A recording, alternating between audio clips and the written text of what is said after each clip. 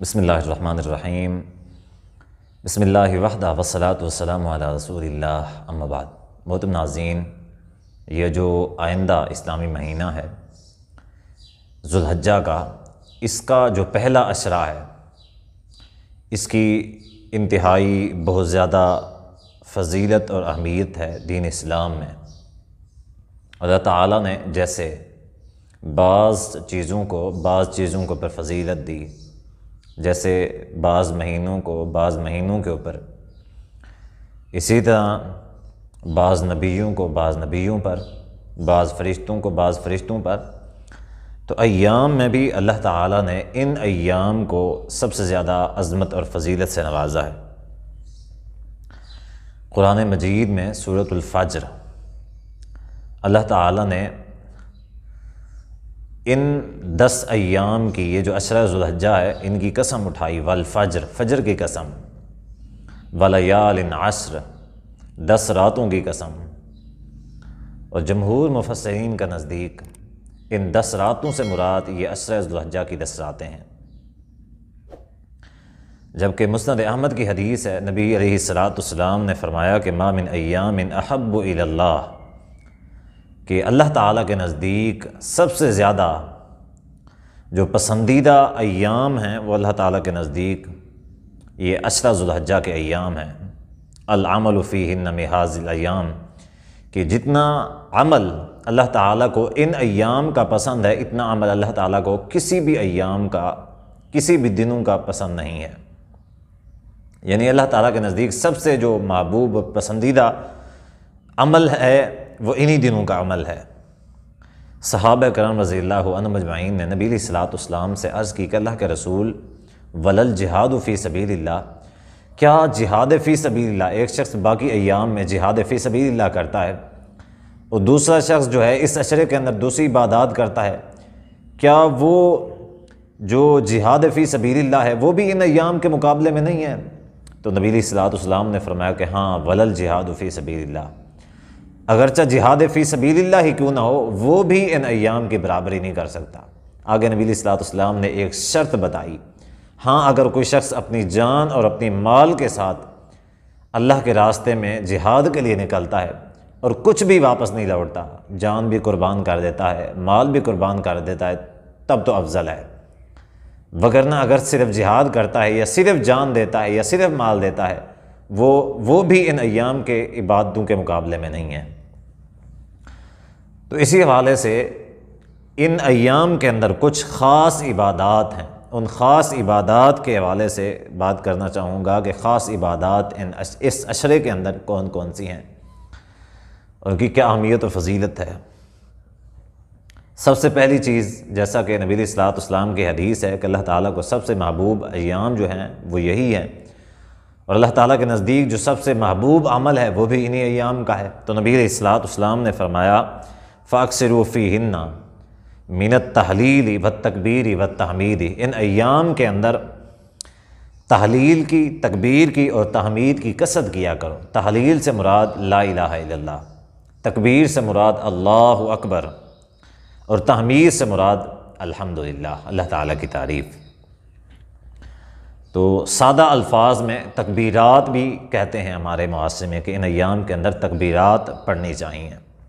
وہ تکبیرات کے الفاظ کیا ہیں؟ جو مسنون تکبیرات ہیں وہ الفاظ ہیں اللہ اکبر، لا الہ الا اللہ، واللہ اکبر وللہ الحمد۔ اب یہ جو تکبیرات کے الفاظ ہیں، ان الفاظ کے اندر تینوں چیزیں موجود ہیں۔ ایک چیز، پہلی چیز تحلیل لا الہ الا اللہ بھی موجود ہے، دوسری چیز تکبیر ہے اللہ اکبر بھی موجود ہے، اور تیسری چیز تحمید ہے الحمدللہ، وہ بھی موجود ہے۔ تو یہ بہت بڑا عمل ہے تکبیرات کا، اس عمل کا اہتمام کیجیے۔ دوسری چیز، جو لوگ قربانی کا ارادہ رکھتے ہیں وہ اپنے بال اور ناخن ان ایام کے اندر نہ کاٹیں۔ نبی علیہ السلام کا فرمان ہے من رآ ہلال ذی الحجہ، کہ جو شخص ذو الحجہ کا چاند دیکھے وَأَرَادَ أَن يُزَهِّيَ فَلَا يَأْخُذَنَّ مِن شَعْرِهِ وَلَا مِنْ أَظْفَارِهِ، قربانی کا ارادہ رکھتا ہے اور اس نے ذوالحجہ کا چاند دیکھ لیا ہے تو اس کے لیے یہ ہے کہ وہ اپنے بالوں کو اور اپنے ناخنوں کو نہ کاٹے۔ اس میں کوئی بھی حکمت ہو سکتی ہے اللہ تعالیٰ کی طرف سے، واللہ تعالی عالم۔ بہرحال نبی علیہ الصلوۃ والسلام نے بالخصوص قربانی کا جو ارادہ رکھنے والے ہیں ان کے لیے، ہاں اگرچہ کوئی قربانی کا ارادہ نہیں رکھتا تو بھی اگر وہ نہیں کاٹتا تو بھی اچھی بات ہے اس کے لیے، انشاءاللہ امید رکھتے ہیں کہ یہ باعث ثواب ہوگا اس شخص کے لیے۔ یہ دوسرا عمل۔ اور تیسرا جو عمل ہے وہ بہت بڑا عمل ہے، وہ یوم عرفہ کا روزہ ہے، جس کے بارے میں نبی علیہ الصلوۃ والسلام نے فرمایا کہ صحیح مسلم کی حدیث ہے 1162، احتسب علی اللہ ان یکفر السنۃ الماضیہ والباقیہ، کہ میں اللہ تعالیٰ سے یہ یقین رکھتا ہوں اللہ تعالیٰ کی ذات کے بارے میں کہ اللہ تعالیٰ اس روزے کے بدلے میں 1 سال پچھلے اور 1 سال آئندہ کے گناہوں کو معاف فرما دے گا، صرف ایک روزے کی وجہ سے۔ تو اس روزے کا بھی خصوصی طور پہ اہتمام کیا کیجیے۔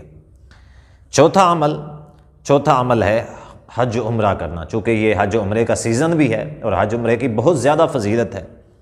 نبی علیہ الصلوۃ والسلام نے حج عمرے کی جو فضیلت بتائی ہے، فرمایا کہ الحج المبرور لیس لہ جزاء الا الجنہ، کہ جو حج مبرور ہے، مقبول حج، جس کا حج اللہ کی بارگاہ میں قبول کر لیا جائے، اس کا جو بدلہ ہے وہ جنت ہے، صرف وہ صرف جنت ہے۔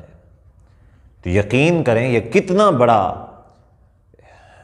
عمل ہے کہ اگر بندہ کوئی شخص حج کرتا ہے اللہ کی بارگاہ میں یکسو ہو کے، اللہ تعالیٰ اس کے حج کو قبول کرتا ہے، اس کے بدلے میں اس کو جنتی بنا دیتا ہے، جنت عطا فرما دیتا ہے۔ تو یہ جو خصوصیت ہے، یہ خصوصیت بھی اسی عشرے کے اندر ہے۔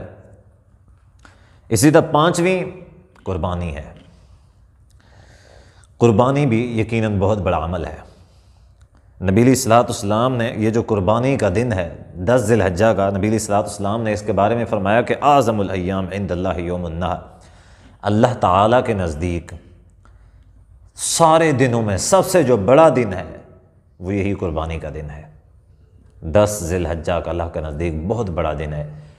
باقی جتنے بھی ایام ہیں، چاہے ماہ رمضان کیوں نہ ہو یا کوئی بھی ہو، کوئی بھی دن 10 ذی الحجہ کے دن کے مقابلے میں نہیں ہے۔ اچھا، یہاں پہ ایک سوال پیدا ہوتا ہے، سوال یہ پیدا ہوتا ہے کہ یہ جو عشرہ ہے اس کی اتنا زیادہ فضیلت وارد ہوئی ہے، تو اسی طرح رمضان المبارک کا جو آخری عشرہ ہے اس کی تو بہت زیادہ فضیلت ہے، اس کے اندر لیلۃ القدر ہوتی ہے، اعتکاف ہوتا ہے، روزے ہوتے ہیں، اس کا بہت زیادہ عمل ہے۔